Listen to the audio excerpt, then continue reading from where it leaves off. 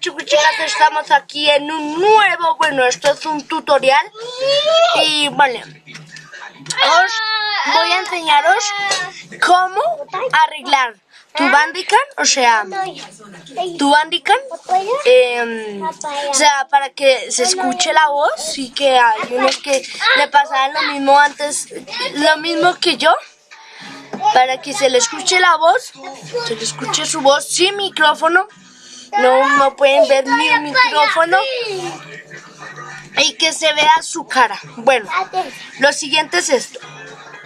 Se van a su bandicam, se van en vídeo, le dan en bueno, yo ya lo tengo hecho. Bueno.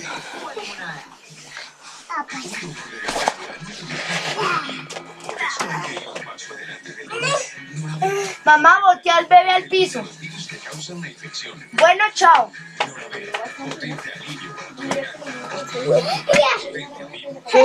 No. Venga la pelota. Que venga la pelota. ¡Ah!